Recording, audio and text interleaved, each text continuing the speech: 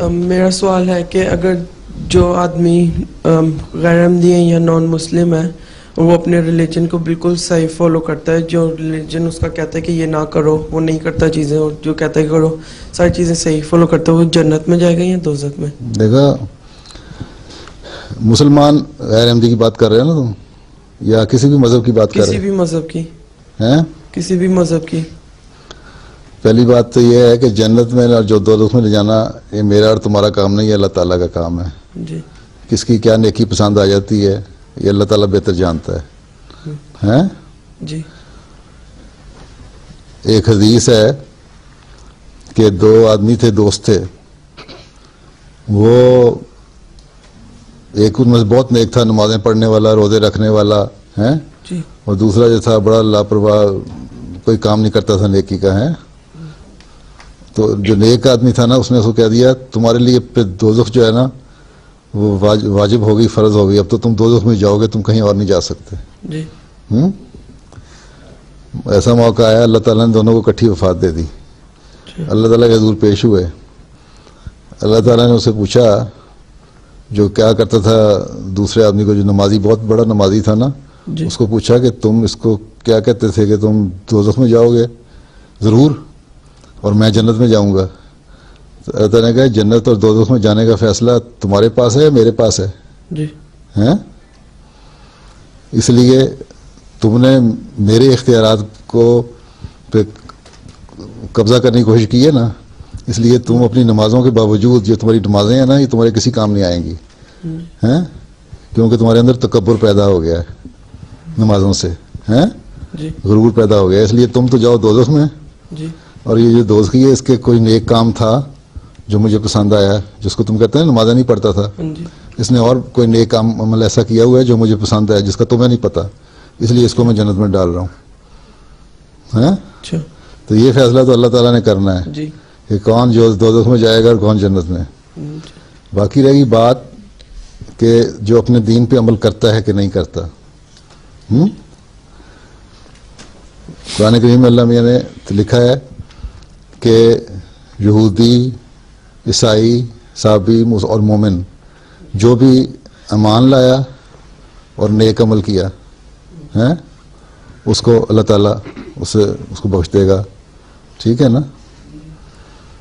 اللہ تعالیٰ کی رضا حاصل کرنے والا ہو جائے گا وہ. ٹھیک ہے نا؟ اب سوال یہ ہے کہ جب یہ ہو جائے گا تو پھر مسلمان ہونے کی کیا ضرورت ہے؟ عیسائی بھی اور یہودی بھی اور صابی بھی ایک ہی برابر ہو گئے نا، تو مسلمان ہونے کی کیا ضرورت ہے؟ ٹھیک ہے؟ پھر اور مسلمان جو ہے ان کو حضرت مسیح علیہ السلام کو ماننے کی کیا ضرورت ہے؟ ٹھیک ہے نا؟ سوال اٹھتا ہے نا. تو حضرت مسیح علیہ السلام نے اس کا یہ جواب دیا ہے کہ یہ ہو نہیں سکتا کہ کوئی انسان اگر اپنے مذہب پہ کامل طور پر ایمان لاتا ہے. ہیں؟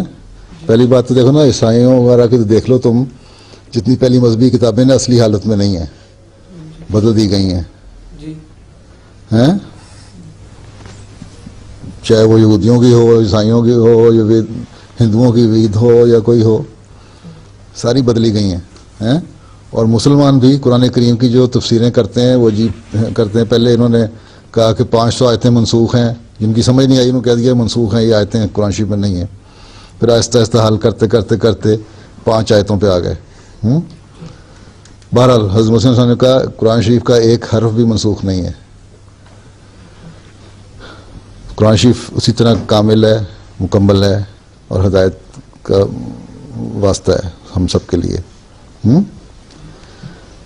آپ نے فرمایا کہ اگر کوئی شخص یہودی ہو، عیسائی ہو، صابی ہو، صابی کا مطلب ہے کسی بھی مذہب کو ماننے والا، وہ جب تک عمل صالح کرتا رہے اور ایمان میں مضبوط ہو رہے، اور جو اگر وہ اپنی کتابوں پہ ایمان لائے گا جو اس کی اوریجنل ٹیچنگ ہے تو وہ یقیناً، کیونکہ ہر نبی نے آنے والے نبی کی پیشگوئی کی ہے، تو آنے والے نبی کو مانے گا.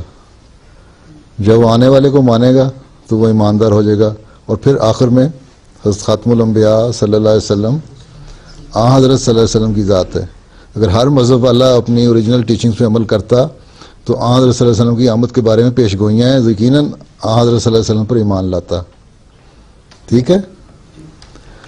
اور مسلمانوں کے لیے حدیث میں بھی آیا, قرآن شریف میں بھی آیا آخری زمانے میں مسیح اور مہد موعود کے آنے کا. اس لیے اگر صحیح طور پر ایمان کامل ہو, ان کا عمل کرنے والے ہوں, تو حضرت مسیح علیہ السلام پہ ایمان لائیں گے. ٹھیک ہے نا. اس لیے یہ نہیں ہم کہہ سکتے کہ وہ لوگ اپنے مذہب پر پورا عمل کر رہے ہیں. وہ پورا عمل نہیں کر رہے کیونکہ انہوں نے ہر نبی کو نہیں مانا. پورا عمل وہی کر رہے ہیں جنہوں نے حضرت صلی اللہ علیہ وسلم کو مانا, اور پھر آپ کے بعد قرآن کریم میں بھی آخرین منہم, اور آن وسلم کی حدیث بھی, مسیح و مہدی آئے گا تو اس کو جگ سلام پہنچانا, برف کی سروں پہ گھٹنوں کے بل چل کے جانا پڑے تو سلام کرنا, یہ باتیں نہیں پوری کی تو وہ عمل صالح نہیں ان کے ہوئے. ٹھیک ہے نا. اس لیے ایمان کامل نہیں ہوا ان کا. باقی کس نیکی کی وجہ سے اللہ تعالیٰ نے بخشنا ہے یہ اللہ تعالیٰ بہتر جانتا ہے. ایمان کامل تبھی ہوتا ہے جب ہر نبی پہ ایمان ہو جائے. ٹھیک ہے نا. اب قرآن کریم میں آتا ہے نا, والذین یؤمنون بالغیب ویقیمون الصلاۃ ومما رزقناہم ينفقون, الذین والذین یؤمنون بما انزل الیک وما انزل من قبلک وبالآخرۃ ہم یوقنون. حضرت مسیح علیہ السلام نے فرمایا کہ میں نے بہت سوچا کہ پہلوں کے نبیوں کے بھی ایمان لانے کا ذکر ہے اور حضرت صلی اللہ علیہ وسلم پہ بھی ایمان لانے کا ذکر ہے, تو میرے پہ ایمان لانے کا ذکر نہیں ہے, یعنی حضرت مسیح علیہ السلام پہ. تو کہتے جب میں نے سوچا تو مجھے یہ اللہ تعالیٰ نے سمجھایا وبالآخرۃ ہم یوقنون, جو ہے نا آخرت ہم یوقنون کا مطلب ہے کہ جو مسیح موعود آخری زمانے میں آئے گا اس کو ماننا. ٹھیک ہے. تو یہ اللہ تعالیٰ نے جو ہدایات دی ہوئی ہیں مسلمانوں کو ان پہ عمل بہرحال کرنا پڑے گا.